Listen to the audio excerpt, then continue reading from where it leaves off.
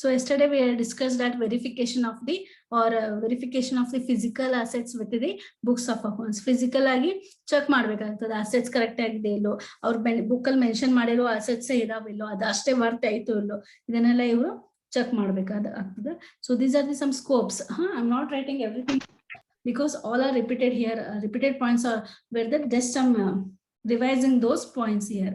So applying various techniques to ensure that financial statement exhibit true and fair view of the state of affairs.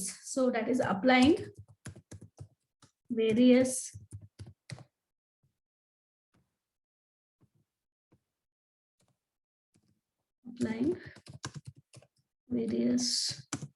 techniques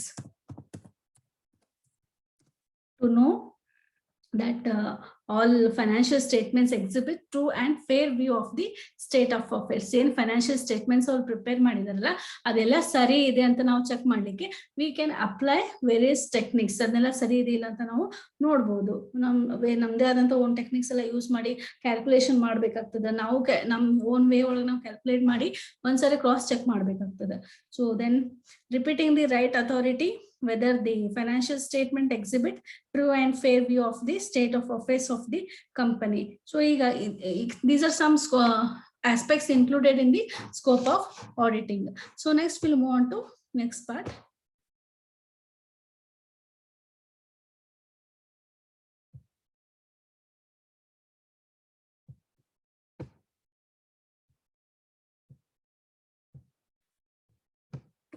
Next part.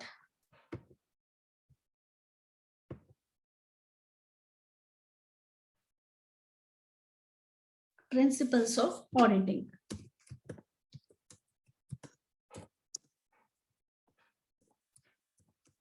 Principles of auditing.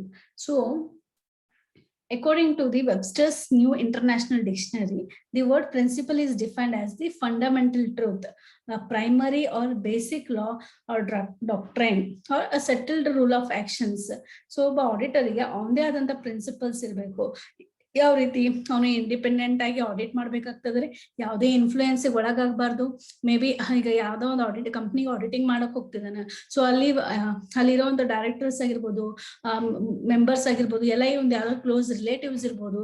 ಹಾಗಾಗಿ ಇವನು ಆ ಒಂದು concern ಇಂದ ಅಲ್ಲಿ ಏನೇ wrong statements ಇದ್ರು ಕೂಡ ಅದು ಸರಿ ಐತಂತ ಇವನೇನಾದ್ರು ರಿಪೋರ್ಟ್ ಕೊಟ್ಟ ಅಥವಾ ರಿಪೋರ್ಟ್ ಬರೆಯೋದು, ರಿಮಾರ್ಕ್ಸ್ ಮಾಡೋದು, ಸೊ ಈ ರೀತಿ ಏನಾದ್ರು ಇದ್ರೆ ಸೊ ಅದು proper auditing alla. So he should independently verify the documents without influencing. Okay, ಯಾವ್ದೇ ಒಂದು ಏನು ಹಣದ ಆಸೆಗಾಗ್ಲಿ ಅಥವಾ ಎಮೋಷನ್ಸ್ ಒಳಪಟ್ಟು ಅವನ ಒಂದು ಆಡಿಟಿಂಗ್ ಪ್ರಿನ್ಸಿಪಲ್ಸ್ ಅವನು ಯಾವುದೇ ರೀತಿ ಬಿಟ್ಕೊಡ್ಬಾರ್ದು. Always he should audit independently, honestly. Okay, so he should follow some principles. ಯಾವ ಪ್ರಿನ್ಸಿಪಲ್ಸ್ ಅಂತ ನಾವು ನೋಡೋಣ್ರಿ.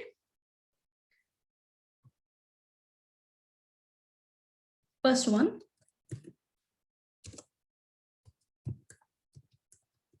principle of independence.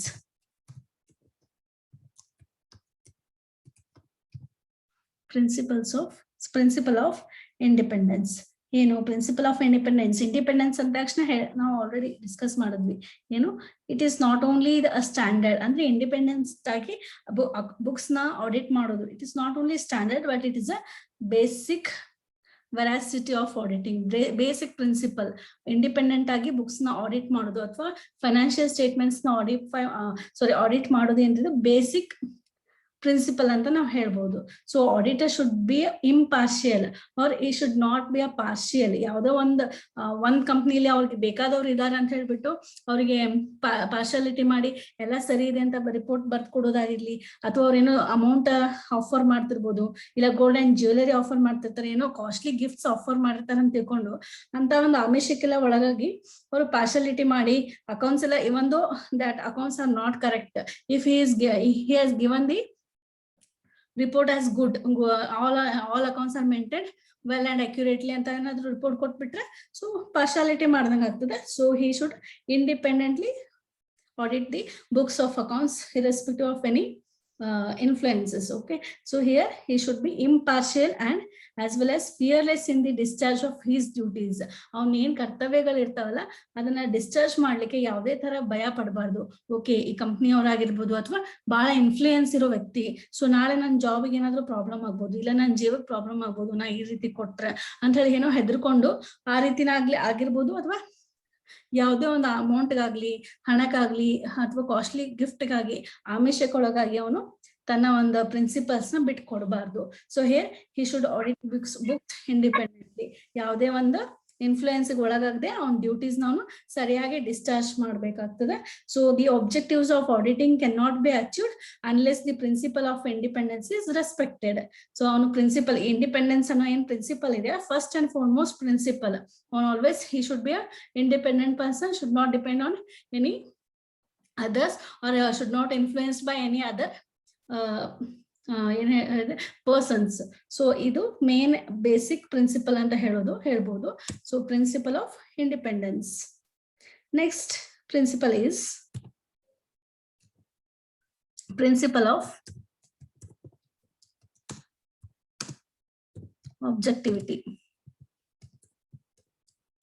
Principle of objectivity. So auditing should be conducted objectively. The auditor should be free from biases and emotions while conducting audit. It demands verification of the transactions and the use of responsible skills. So ಇಲ್ಲಿ objectivity ಅಂದ್ರೆ ಏನ್ರಿ, ಆ audit object ಏನು, ಉದ್ದೇಶ ಏನು, ಅದನ್ನ ಸರಿಯಾಗಿ ನಿಭಾಯಿಸಬೇಕಾಗ್ತದ. ಅವನಲ್ಲಿ ಏನಕ್ಕೆ ಬಂದಿರ್ತಾನೆ, ಆ ಒಂದು ಟ್ರಾನ್ಸಾಕ್ಷನ್ಸ್ ನ ಅಥವಾ ಫೈನಾನ್ಷಿಯಲ್ ಸ್ಟೇಟ್ಮೆಂಟ್ಸ್ ನ, ಬುಕ್ಸ್ ಆಫ್ ಅಕೌಂಟ್ಸ್ ನ ವೆರಿಫೈ ಮಾಡ್ಲಿಕ್ಕೆ, ಎಕ್ಸಾಮಿನ್ ಮಾಡ್ಲಿಕ್ಕೆ, ಕ್ರಿಟಿಕಲ್ ಎಕ್ಸಾಮಿನೇಷನ್ ಮಾಡ್ಲಿಕ್ಕೆ ಅವ್ನು ಬಂದಿರ್ತಾನೆ. ಸೊ ಇಲ್ಲಿ ಯಾವುದೇ ತರ ಬ್ಯಾಸ್ಗಾಗ್ಲಿ ಒಳಪಡೋದಾಗ್ಲಿ, ಎಮೋಷನ್ಸ್ ಪಡೋದಾಗ್ಲಿ ಅವ್ನು ಮಾಡ್ಬೋದು. ಅದು ಆಡಿಟಿಂಗ್ ಉದ್ದೇಶ ಏನೈತಲ್ಲ ಆ ಉದ್ದೇಶನ ಸರಿಯಾಗಿ ನಿಭಾಯಿಸ್ಬೇಕಾಗ್ತದೆ. So one should fulfil the objective of his duty. ಅವ್ನ ಡ್ಯೂಟಿ ಏನ್ರಿ, ಅವ್ನ ಕರ್ತವ್ಯದ ಮೇನ್ ಉದ್ದೇಶ ಏನು, independently audit the books of accounts ಅವ್ರ ವಿದೌಟ್ ಎನಿ ಇನ್ಫ್ಲೂಯೆನ್ಸ್, ಯಾವುದೇ ಬಯಾಸ್ ಮಾಡದೆ, ಯಾವುದೇ ಎಮೋಷನ್ಸ್ ಒಳಗಾಗದೆ ಸರಿಯಾಗಿ ಅವ್ನ ಕರ್ತವ್ಯನ ಡಿಸ್ಚಾರ್ಜ್ ಮಾಡ್ಬೇಕಾಗ್ತದೆ. One should discharge his duties independently, honestly. So ಅದ ಅವ್ನ ಜಾಬ್ ಏನು ಉದ್ದೇಶ ಅನ್ನೋದ್ರ ಬಗ್ಗೆ ಅವನಿಗೆ ಸರಿಯಾದ ನಾಲೆಜ್ ಇರ್ಬೇಕಾಗ್ತದೆ. And he should apply all his responsible or reasonable skills. He should apply his skills while auditing the books. ಬೇರೆ ಇಲ್ಲಿ ಮೇನ್ ಇಂಟೆನ್ಷನ್ ಏನ್ರಿ, ಎಲ್ಲಾ transactions with supporting documents correct ಇದೆಯೋ ಇಲ್ಲೋ, ಸರಿಯಾಗಿ ಮೇಂಟೈನ್ ಮಾಡಿದಾರೋ ಇಲ್ಲೋ, ರೂಲ್ಸ್ ಪ್ರಕಾರ ಫಾಲೋ ಮಾಡ್ತಾ ಇದ್ದಾರೋ ಇಲ್ಲೋ. ಸೊ ಇದನ್ನೆಲ್ಲ ಚೆಕ್ ಮಾಡುವಾಗ ಯಾವುದೇ ಒಂದು ಎಮೋಷನ್ಸ್ ಅವನು ಒಳಗಾಗಬಾರ್ದು. ಅವನ ಉದ್ದೇಶ ಏನೋ, ಆ ಜಾಬ್ ಉದ್ದೇಶ ಏನೋ ಅದನ್ನ ಸರಿಯಾಗಿ ಅವನು ಅರ್ಥ ಮಾಡ್ಕೊಂಡಿರ್ಬೇಕಾಗ್ತದೆ. So that is second principle of the auditing. Next principle of full disclosure. Principle of full disclosure. Full disclosure. So it implies that the client should provide to the auditors all the possible evidences, explanations and records. Full disclosure in the sense, ಈಗ ಯಾವ ಕಂಪ್ನಿಗೆ audit ಮಾಡ್ಲಿಕ್ಕೆ ಹೋಗಿರ್ತಾರಲ್ಲ ಅವರು ಪ್ರತಿಯೊಂದು information ಸರಿಯಾಗಿ disclose ಮಾಡ್ಬೇಕಾಗ್ತದೆ. ಯಾವುದೇ ತರ ಹೈಡ್ ಮಾಡಬಾರ್ದು. ಸೊ ಎಲ್ಲೋ ಮಿಸ್ಟೇಕ್ಸ್ ಮಾಡಿರ್ತಾರ, ಆ ಒಂದು ಪಾರ್ಟ್ ರಿಲೇಟೆಡ್ ಅವರು ಹೇಳ್ಕೊಳಕ್ ತಯಾರಿರಂಗಿಲ್ಲ. ಸೊ ಎಲ್ಲಿ ಸಿಕ್ಕಾಕೊಳ್ತೀವೋ ಏನು ಅಂತ ಹೇಳ್ಬಿಟ್ಟು ಮುಚ್ಚಿಡ್ತಿರ್ತಾರೆ. ಸೊ ಆ ರೀತಿ ಮಾಡಬಾರ್ದು. ಸೊ ಒಬ್ರು ಆಡಿಟರ್ ಬಂದಿದಾರಂದ್ರ ಅವ್ರು ಏನೇ ರೆಕಾರ್ಡ್ಸ್ ಕೇಳಿದ್ರು, ಯಾವುದೇ ಡಾಕ್ಯುಮೆಂಟ್ಸ್ ಕೇಳಿದ್ರು, ಅದನ್ನ ಸರಿಯಾಗಿ ಅವ್ರಿಗೆ ತೋರಿಸ್ಬೇಕಾಗ್ತದೆ, ಡಿಸ್ಕ್ಲೋಸ್ ಮಾಡ್ಬೇಕಾಗ್ತದೆ. ಸೊ ಹಿಯರ್ ಕ್ಲೈಂಟ್ಸ್ ಅಂದ್ರೆ ಕಂಪ್ನಿ ಅವರು, he should provide to the auditor all support ಕೊಡ್ಬೇಕಾಗ್ತದೆ, ಎಲ್ಲ ಎವಿಡೆನ್ಸ್ ಕೊಡ್ಬೇಕಾಗ್ತದೆ. ಪ್ರತಿಯೊಂದು ಟ್ರಾನ್ಸಾಕ್ಷನ್ಗೂ ಏನ್ ಅವ್ರು ಪ್ರೂಫ್ ಮೇಂಟೈನ್ ಮಾಡಿರ್ತಾರಲ್ಲ ಅದನ್ನೆಲ್ಲ ಫುಲ್ ಡಿಸ್ಕ್ಲೋಸ್ ಮಾಡ್ಬೇಕಾಗ್ತದೆ. ಸಪೋಸ್ ಅಲ್ಲಿ ಏನೋ ಡೌಟ್ಸ್ ಇದ್ರೆ, ಅವ್ರು ಏನಾದ್ರು ಕ್ವೆರೀಸ್ ಕೇಳಿದ್ರೆ ಅದಕ್ಕೆ ಸರಿಯಾದ ಎಕ್ಸ್ಪ್ಲನೇಷನ್ ಕೊಡ್ಬೇಕಾಗ್ತದೆ. ಹಿ should give all evidence, explanations and related records to the auditor for conducting his auditing duties. The auditor should make full disclosure of his findings also. ಇಲ್ಲಿ ಆ ಕಂಪ್ನಿ ಅವರಾಗಿರ್ಬೋದು ಅಥವಾ ಓನರ್ ಏನ್ ಮಾಡ್ಬೇಕ್ರಿ, ಅವನಿಗೆ ಆಡಿಟರ್ಗೆ ಏನ್ ನೆಸೆಸರಿ ಇದೆಲ್ಲ ಎಲ್ಲಾ ಡಾಕ್ಯುಮೆಂಟ್ಸ್ ನ ಫುಲ್ ಡಿಸ್ಕ್ಲೋಸ್ ಮಾಡಿಕೊಡ್ಬೇಕು, ತೋರಿಸ್ಬೇಕಾಗ್ತದೆ, ಏನನ್ನೂ ಹೈಡ್ ಮಾಡಬಾರ್ದು. ಅದೇ ರೀತಿ ಆಡಿಟರ್ ಅವನೇನ್ ಫೈಂಡಿಂಗ್ಸ್ ಮಾಡಿರ್ತಾನಲ್ಲ ಸೊ ಅದನ್ನು ಕೂಡ ಸರಿಯಾಗಿ ಡಿಸ್ಕ್ಲೋಸ್ ಮಾಡ್ಬೇಕಾಗ್ತದೆ ಇಲ್ಲಿ. So that is another principle of disclosures. Next, principle of materiality.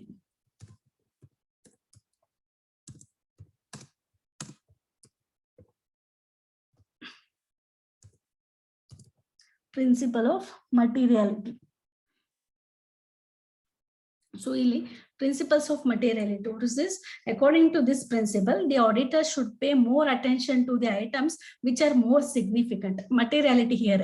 Suppose ಈಗ ಬ್ಯಾಂಕಿಗೆ ಆಡಿಟ್ ಬಂದ್ರಂದ್ರೆ, ಸೊ ಇಲ್ಲಿ ಮೇನ್ ಇಂಪಾರ್ಟೆಂಟ್ ಐಟಮ್ ಯಾವ್ದ್ರಿ? More significant item is cash only. So main banking ಅಲ್ಲಿ ಮೇನ್ ಇಂಗ್ರೀಡಿಯಂಟ್ ಅಂತ ಹೇಳೋದು ಯಾವುದು? ಕ್ಯಾಶ್ ಆಗಿರ್ತದೆ. ಬೇರೆ ಎಲ್ಲ ಲೋನ್ ಆಗಿರ್ಬೋದು ಅಥವಾ ಬೇರೆ ಏನೋ ಗೌರ್ಮೆಂಟ್ ರಿಲೇಟೆಡ್ ಪ್ರಾಜೆಕ್ಟ್ಸ್ ಅವೆಲ್ಲ ಸೆಕೆಂಡರಿ. ಬಟ್ ಇಲ್ಲಿ ಮೇನ್ ಇಂಪಾರ್ಟೆಂಟ್ ಸಿಗ್ನಿಫಿಕೆಂಟ್ ಐಟಮ್ ಅಂತ ಕನ್ಸಿಡರ್ ಆಗೋದು ಯಾವ್ದ್ರಿ? Cash. So always first he should give more importance to the cash transactions. ಯಾವ ರೀತಿ ಕ್ಯಾಶ್ ಇನ್ಫ್ಲೋ ಆಗೈತಿ, ಔಟ್ಫ್ಲೋ ಆಗೈತಿ, ಅದ್ರ ಬಗ್ಗೆ ಅವನು ಮೋರ್ ಇಂಪಾರ್ಟೆನ್ಸ್ ಕೊಡ್ಬೇಕಾಗ್ತದೆ. ಅದೇ ರೀತಿ ಇವನ್ ಬೇರೆ ಕಂಪ್ನೀಸ್ ಅಲ್ಲೂ ಕೂಡ ತುಂಬಾ ಇಂಪಾರ್ಟೆನ್ಸ್ ಯಾವ್ದು ಕೊಡ್ತಾರೆ? ಅವ್ರು ಕ್ಯಾಶ್ ಬ್ಯಾಲೆನ್ಸಸ್ಗೆ ಕೊಡ್ತಿರ್ತಾರೆ. ಅದ್ರ ಜೊತೆಗೆ ಅದರ್ ಅಸೆಟ್ಸ್ ಆಗಿರ್ಬೋದು. ಸೊ ಹೀಗಾಗಿ here one should give more importance to the items which are more significant according to this principle. So he should pay more attention to the items which are more significant. Whether the items are materials or not material, it should be decided according to the situations. Okay, according to the situation that item is, whether that item is more important or less important, it is decided according to the situations. Next, fifth one, suppose ಯಾವ್ದೋ manufacturing company ಒಳಗೆ ಹೋಗಿದ್ರು. So ಅಲ್ಲಿ ಯಾವ ರೀತಿ ಅವ್ರು stock maintain ಮಾಡ್ತಾ ಇದಾರೆ, products ಅದು ಅಲ್ಲಿ ಪ್ರಾಡಕ್ಟ್ಸ್ ಏನ್ ಮ್ಯಾನುಫ್ಯಾಕ್ಚರ್ ಮಾಡಿರ್ತಾರೆ, ಸೊ ಯಾವ ರೀತಿ ಸೇಲ್ ಮಾಡಿದಾರೆ, ಸೇಲ್ಸ್ ವ್ಯಾಲ್ಯೂ, ಇದು ಮಟೀರಿಯಾಲಿಟಿ. ಅದಕ್ಕೆ most importance may be given for that aspect. If it is a bank, then more importance is given to the cash, like that. Then next, principle of confidentiality. Fifth one, principles of confidentiality.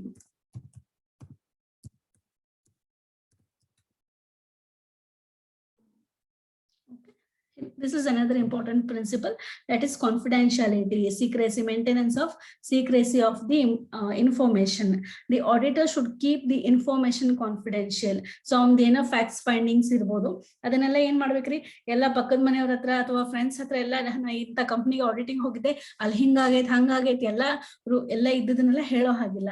ಅವನದೇನೇ fact findings ಇದ್ರು ಕೂಡ ಅದನ್ನ confidential ಆಗಿ maintain ಮಾಡ್ಬೇಕಾಗ್ತದೆ. ಸುಮ್ನೆ ಯಾರ ಹತ್ರ disclose ಮಾಡೋ ಹಾಗಿಲ್ಲ. So he should keep the information confidential. He should not disclose any information to anyone during the course of audit also. Okay, on audit ಮಾಡುವಾಗ ಅವನ ಏನೇ ಫ್ಯಾಕ್ಟ್ ಫೈಂಡಿಂಗ್ಸ್ ಇದ್ರು ಯಾರ ಹತ್ರನೂ ಅದ್ರ ಬಗ್ಗೆ ಡಿಸ್ಕಸ್ ಮಾಡೋ ಹಾಗಿಲ್ಲ. Then the auditor should keep his eyes and ears open and his mouth shut up. Okay, so sudden ಆಗಿ ಈಗ ಈ ರೀತಿ ಆಗ್ತಾ ಇದೆ, ಆ ರೀತಿ ಇದೆ, ಪ್ರಾಬ್ಲಮ್ ಇದೆ, ಸೊ ಅದನ್ನ ಈಗ ಇವನ್ ಅವನ್ ಕಂಪ್ನಿಲಿ ಅವನು ಅದ್ರ ಬಗ್ಗೆ ಡಿಸ್ಕಸ್ ಮಾಡ್ತಾ ಕೂತ ಅಂದ್ರೆ ಅವ್ರು ಇಮಿಡಿಯೇಟ್ಲಿ ಏನ್ ಮಾಡ್ತಾರೆ? ಅಲರ್ಟ್ ಆಗ್ತಾರೆ. ಸೊ ಅದನ್ನ ಯಾವ ರೀತಿ ಮುಚ್ಚ ಹಾಕ್ಬೋದು ಅಂತ ಅದು ದಾರಿ ಹುಡುಕ್ತಾರೆ. ಸೊ ಹಾಗಾಗಿ ಅವ್ನ ಆಡಿಟಿಂಗ್ ಕಂಪ್ಲೀಟ್ ಆಗಿ ಮುಗಿಯೋ ತನನು ಯಾವ್ದ್ರ ಬಗ್ಗೆನೂ ಡಿಸ್ಕ್ಲೋಸ್ ಮಾಡಬಾರ್ದು, ಅದನ್ನ ಮೇಂಟೈನ್ ಮಾಡ್ಬೇಕಾಗ್ತದೆ. ಸಪೋಸ್ ಅವ್ನಿಗೆ ಏನೋ ಡಾಕ್ಯುಮೆಂಟ್ಸ್ ಬೇಕಾಗಿತ್ತು, ವೋಚರ್ಸ್ ಬೇಕಾಗಿತ್ತು, ಅದನ್ನ ಅವ್ನಿಗೆ ಕ್ವೆರೀಸ್ ಇತ್ತು, ಎಂಕ್ವೈರೀಸ್ ಇತ್ತು, ಕೇಳ್ಬೋದು. ಓಕೆ, ಬಟ್ ಇಲ್ಲಿ ಎಲ್ಲಾ ಇನ್ಫಾರ್ಮೇಶನ್ ಅವನೇನ್ ಫೈಂಡಿಂಗ್ಸ್ ಮಾಡಿರ್ತಾನಲ್ಲ ಎಲ್ಲಾನು ಕಾನ್ಫಿಡೆನ್ಶಿಯಲ್ ಆಗಿ ಮೇಂಟೈನ್ ಮಾಡ್ಬೇಕಾಗ್ತದೆ, ಸೀಕ್ರೆಸಿ ಮೇಂಟೈನ್ ಮಾಡ್ಬೇಕಾಗ್ತದೆ. ಸೊ ಅದಕ್ಕೆ ಹೇಳ್ತಾರೆ, while auditing, auditor should keep his eyes and ears open. ಬೇರೆದವ್ರು ಏನ್ ಮಾಡ್ತಾ ಇದಾರೆ, ಯಾವ್ದಾದ್ರು ಡಾಕ್ಯುಮೆಂಟ್ಸ್ ಹೈಡ್ ಮಾಡ್ತಾ ಇದಾರೆ ಏನೋ, ಅವ್ರ ಎಕ್ಸ್ಪ್ರೆಷನ್ ಹೇಗಿರ್ತದೆ, ಯಾರಾದ್ರೂ ಆ ರೀತಿ ಮಿಸ್ಯೂಸ್ ಮಾಡ್ಕೊಂಡಿದ್ರೆ ಅದವ್ರ ಇದ್ರಲ್ಲಿ ಎಕ್ಸ್ಪ್ರೆಷನ್ ಅಲ್ಲಿ ಗೊತ್ತಾಗ್ತಿರ್ತಾರೆ. ಬಟ್ ಅದನ್ನ ಇವ್ರು ಯಾವತ್ತು ಕೇಳಬಾರ್ದು. Okay, his eyes and ears should be open but mouth should shut up ಅಂತ ಹೇಳ್ತಾರೆ. ಬಾಯಿ ಮುಚ್ಕೊಂಡಿರ್ಬೇಕು, ಕಿವಿ ಮತ್ತೆ ಕಣ್ಣು ಎಲ್ಲ ಅಬ್ಸರ್ವ್ ಮಾಡ್ತಾ ಇರ್ಬೇಕು. So while auditing, he should maintain the confidentiality. Next, sixth one, skill and competence. Skill and competence. Skill and competence. The auditor should possess prescribed qualifications and practical knowledge. He must be aware of the statements issued by the ICAI amendments in the Companies Act and recent judgment given by the court, which have bearing on his audit work. So, ಇಲ್ಲಿ skill and competence ಅಂದ್ರೆ ಅವನಿಗೆ first ಏನ್ರಿ prescribed knowledge ಇರಬೇಕು, certificate ಇರಬೇಕು, qualification ಇರಬೇಕು, then practical knowledge ಇರಬೇಕಾಗ್ತದೆ. Then he should update with every changes amendments. ಈಗ ಅವನೇನೋ ಕಲ್ತಾಗ ಒಂದ್ ರೂಲ್ಸ್ ಇರ್ತದೆ, ಬಟ್ ಈಗ ಅಟ್ ಪ್ರೆಸೆಂಟ್ ರೂಲ್ಸ್ ಚೇಂಜ್ ಆಗಿರ್ಬೋದು, ಅಮೆಂಡ್ಮೆಂಟ್ಸ್ ಆಗ್ತಾ ಇರ್ತದೆ. ಸೊ ಅವ್ನು ಅವಾಗ ಕಲ್ತಿದ್ದನ್ನೇ ನೆನ್ಪಿಟ್ಕೊಂಡು ಅದನ್ನೇ ಫಾಲೋ ಮಾಡ್ತೀನಿ ಅಂದ್ರೆ ಅಲ್ಲ. ಸೊ ಪ್ರತಿಯೊಂದು ಅಪ್ಡೇಟ್ಸ್ ಆಗ್ಲಿ ಅಮೆಂಡ್ಮೆಂಟ್ಸ್ ಆಗ್ಲಿ ಆಗ್ತಾ ಇರ್ತಾವು. ಅಂದ್ರೆ ಈ ಚಾರ್ಟರ್ಡ್ ಅಕೌಂಟೆಂಟ್ ಇನ್ಸ್ಟಿಟ್ಯೂಷನ್ಸ್ ಇಂದ ಬೇರೆ ಬೇರೆ ಅಮೆಂಡ್ಮೆಂಟ್ಸ್ ಎಲ್ಲ ಬರ್ತಿರ್ತಾವು. ಸೊ ಈಗ ನೋಡ್ಬೋದು ನೀವು. ಒಂದ್ ಸೆಕೆಂಡ್. ಸೊ ಇವನ್ ಬ್ಯಾಲೆನ್ಸ್ ಶೀಟ್ ಪ್ರಿಪೇರ್ ಮಾಡುವಾಗ ಮೊದಲು ನಾವು ಟಿ ಫಾರ್ಮ್ ಮಾಡ್ತಿದ್ವಿ, ಈಗ ವರ್ಟಿಕಲ್ ಫಾರ್ಮ್ ಅಲ್ಲೆಲ್ಲ ಮಾಡ್ತಿದ್ದಾರೆ. ಸೊ ಹಳೆ ಮೆಥಡ್ಗೂ ಈ ಮೆಥಡ್ಗೂ ಎಷ್ಟೋ ಚೇಂಜಸ್ ಆಗಿರ್ತಾವು. ಕೆಲವೊಂದು ಐಟಮ್ಸ್ ನ ಕನ್ಸಿಡರ್ ಮಾಡ್ತಾರೆ, ಕೆಲವೊಂದು ಐಟಮ್ಸ್ ನ ಕನ್ಸಿಡರ್ ಮಾಡ್ತಾ ಇರಲಿಲ್ಲ ಅವಾಗ. ಸೊ ಓಲ್ಡ್ ಮೆಥಡ್ಗೂ ಈಗ ಹೊಸದಾಗಿ ಅವ್ರು ಇಂಟ್ರೊಡ್ಯೂಸ್ ಮೆಥಡ್ಗೂ ಬಹಳ ಚೇಂಜಸ್ ಇರ್ತದೆ. ಸೊ ಹಾಗಾಗಿ ಆಲ್ವೇಸ್ ನಾವೇನ್ ಮಾಡ್ಬೇಕಾಗ್ತದ್ರಿ, ಅಪ್ಡೇಟ್ ಆಗಿರ್ಬೇಕಾಗ್ತದೆ. ಪ್ರತಿಯೊಂದು ಈಗ ಪ್ರೆಸೆಂಟ್ ಏನ್ ನಡೀತಾ ಇದೆ ಆ ಒಂದು ಸಿನಾರಿಯೋಕ್ಕೆ ಅವರು ಅಪ್ಡೇಟ್ ಆಗಿ ಅವ್ರ ಸ್ಕಿಲ್ಸ್ ಮತ್ತು ಕಾಂಪಿಟೆನ್ಸ್ ನ ಯಾವಾಗ್ಲೂ ಎನ್ಹಾನ್ಸ್ ಮಾಡ್ಕೊಂಡು ಇರ್ಬೇಕಾಗ್ತದೆ. So that is more important for the auditor. Next principle is he should always look or verify the work done by others or work done by his assistants. Work done by others. Okay, ಈಗ large company ಒಳಗಡೆ ಎಲ್ಲಾ documents ಅವನೇ ಒಬ್ಬ ಆಡಿಟರ್ನ check ಮಾಡಕ್ ಆಗುದಿಲ್ಲ. So he May go with his assistants. So assistants ಯಾವ್ದೋ ಒಂದ್ department ಅಲ್ಲಿ ಯಾವ್ದೋ ಒಂದ್ ರೆಕಾರ್ಡ್ಸ್ ಅವ್ನ್ ಚೆಕ್ ಮಾಡಿರ್ಬೋದು. ಸೊ ಅವ್ನ್ ಮಾಡಿದ ಫೈನಲ್ ಅಂತ ಹೇಳಿ ಅಲ್ಲಿಗೆ ಕಣ್ಮುಚ್ಚ ಒಂದ್ ಸೈನ್ ಹಾಕೋದಿಲ್ಲ. ಪ್ರತಿಯೊಂದ್ಸರನು ಅಟ್ಲೀಸ್ಟ್ ಫೈನಲ್ ಆಗಿ ಎಲ್ಲ ರೆಡಿ ಆದ್ಮೇಲೆ ಒಂದ್ಸರಿ ನೋಡ್ಬೇಕಾಗ್ತದೆ. ಸೊ ಆಡಿಟರ್ ಏನೋ ಅಸಿಸ್ಟೆಂಟ್ಸ್ ಎಲ್ಲ ರೆಡಿ ಸರಿಯಾಗಿ ಚೆಕ್ ಮಾಡಿದಾನೆ ಇಲ್ಲೋ, ಸರಿಯಾದ ರಿಪೋರ್ಟ್ ರೆಡಿ ಮಾಡಿದಾನೆ ಇಲ್ಲ ಅಂತ ಅವನು ಚೆಕ್ ಮಾಡ್ಬೇಕಾಗ್ತದೆ. So the auditor should direct, supervise and review the work done by his assistants. He should see that the work done by others is up to his satisfactions. So assistant ಬಾಳ ವರ್ಷದಿಂದ ಕೆಲಸ ಮಾಡತನ correct ಮಾಡ್ತಾನ ಅಂತ ಹೇಳಿ ಇರ್ಬೋದು, okay, ಅಷ್ಟು trust ಇರ್ಬೇಕಾಗ್ತದೆ. But final ಆಗಿ ಏನೋ ಒಂದ್ ಸೈನ್ ಹಾಕೋಕ್ಕಿಂತ ಮುಂಚೆ, ಅಪ್ರೂವ್ ಮಾಡೋದಕ್ಕಿಂತ ಮುಂಚೆ ಒಂದ್ಸರಿ ಅವನು ವೆರಿಫೈ ಮಾಡ್ಬೇಕಾಗ್ತದೆ. ಅದೇ ರೀತಿ ಅಸಿಸ್ಟೆಂಟ್ಸ್ಗೆ ಸರಿಯಾಗಿ ಡೈರೆಕ್ಷನ್ ಕೊಡ್ಬೇಕಾಗ್ತಿರ್ತದೆ time to time. So he should review the works done by others. Next principle, audit working papers. Audit working papers.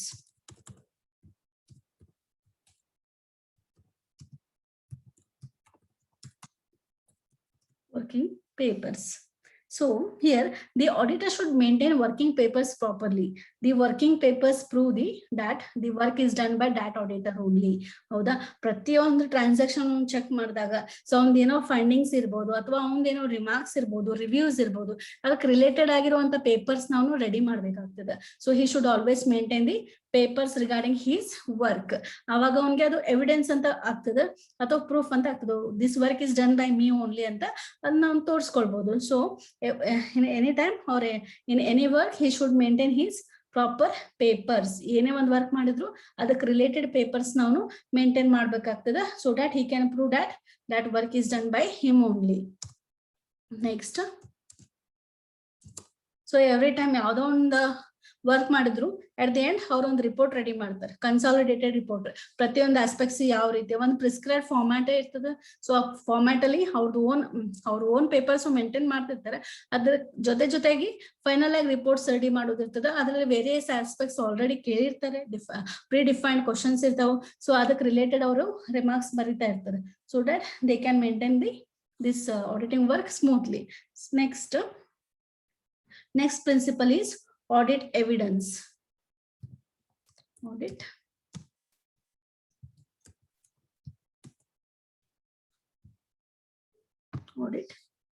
evidence.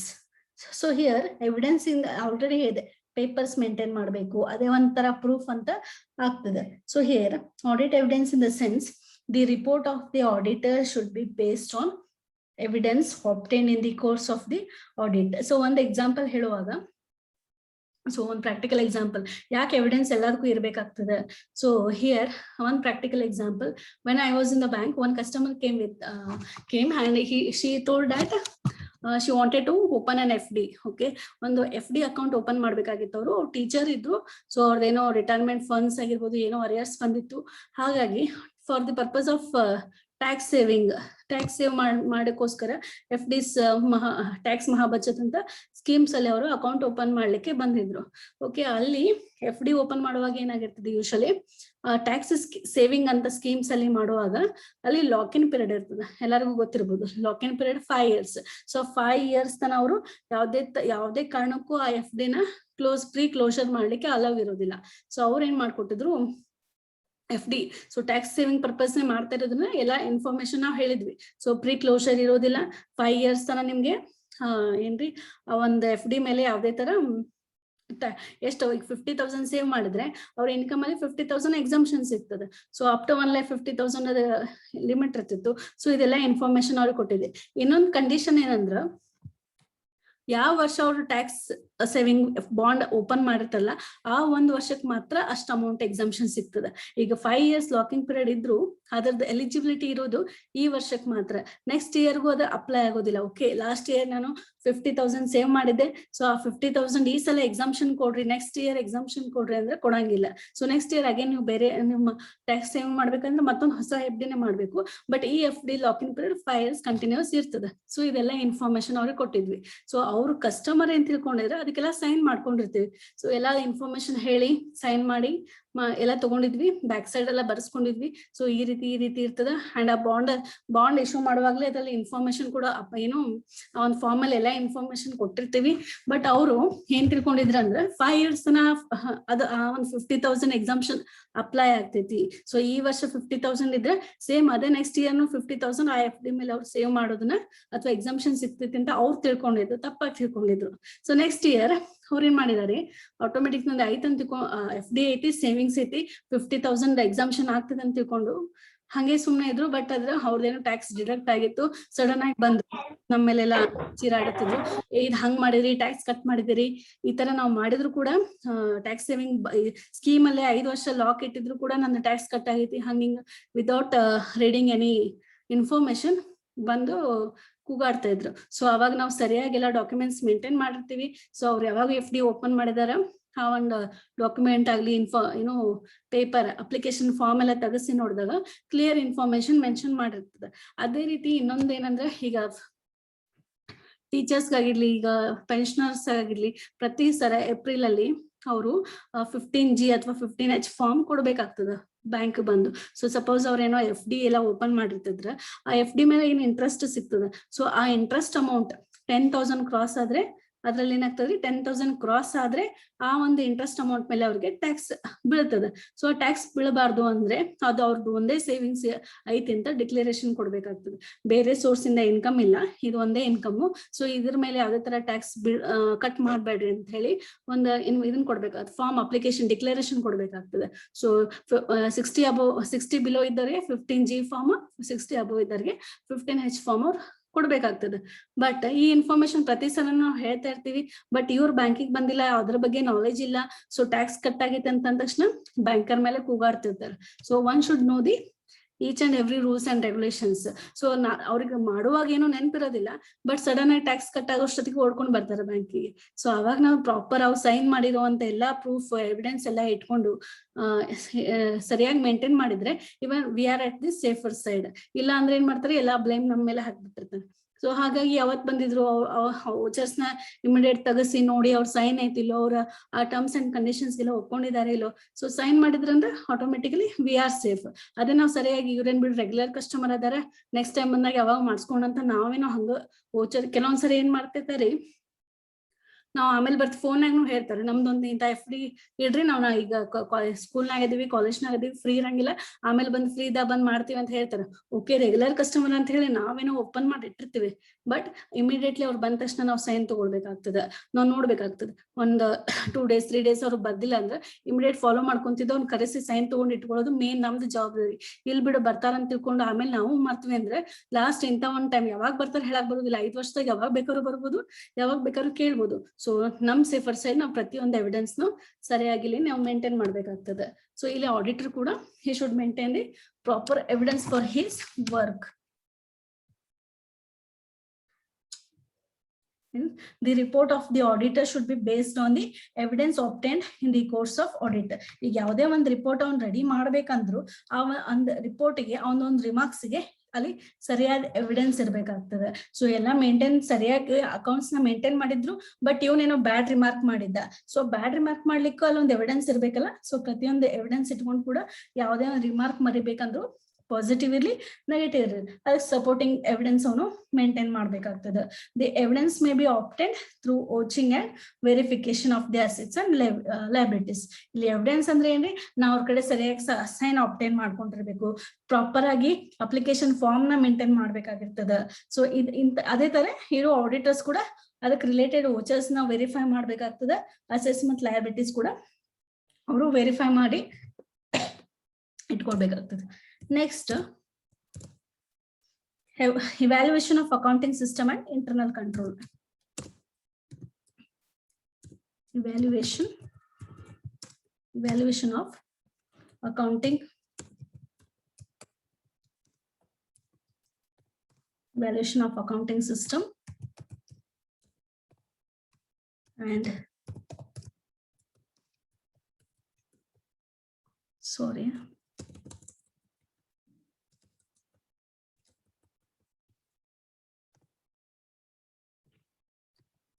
and internal control. The auditor should ensure that the accounting system is adequate.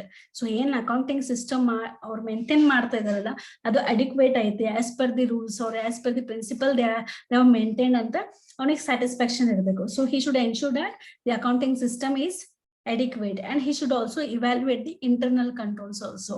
So apart from verification of the documents, he should also evaluate the accounting system and internal control of that company. Next, opinion and report.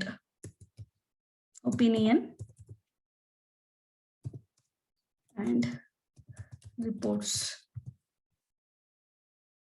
So 11th principle, the auditor should form his opinion about the accounts on the basis of audit evidences. So rain audit reports baritaralla athwa evidence base mal ಏನ್ remarks baritaralla ಅಥವಾ he should form his opinion. Okay, ಅವ್ರ ಪ್ರಕಾರ ಏನು ಯಾವ ತರ ಇದೆ maintain, ಯಾವ ರೀತಿ ಮೇಂಟೈನ್ ಮಾಡಿದ್ದಾರೆ, he should give his opinion in the form of remarks. Okay, so according to that evidence or a proof ಅವ್ರು ಏನ್ ಫೈಂಡಿಂಗ್ಸ್ ಮಾಡಿರ್ತಾರಲ್ಲ ಆ ಒಂದು ಫೈಂಡಿಂಗ್ಸ್ ಬೇಸ್ ಮೇಲೆ ಅಥವಾ ಎವಿಡೆನ್ಸ್ ಬೇಸ್ ಮೇಲೆ he should give his opinions about his work. So he should submit his report to the shareholders. So ಏನೇ fact findings ಇದ್ರೂ ಆ ಒಂದು ಅವನ ಒಪಿನಿಯನ್ ಅಥವಾ ಅವನ ರಿಮಾರ್ಕ್ಸ್ ನ ಆ ಒಂದು ರಿಪೋರ್ಟ್ ಮುಖಾಂತರ ಬರಿಬೇಕಾಗ್ತದೆ. ಅಥವಾ he should form that opinion or a report and he should submit that report to the shareholders. So these are some principles of auditing. So one should maintain independency and he should know the objectivity of his work, then full disclosure of information of that accounting data or financial statements, materiality, then confidentiality, he should maintain secrecy, and skills and competence. So he should apply his skills and he should update his knowledge also according to the amendments. Then work done by others, he should always verify the work done by his assistants. Then he should maintain working papers or evidences that he should maintain all evidences regarding that his work. Then he should also evaluate the accounting system and internal control, and finally he should write his opinion, his remarks, and he should make one report that he can submit to the shareholders. So this is about the principles of auditing. Any doubts in this regard?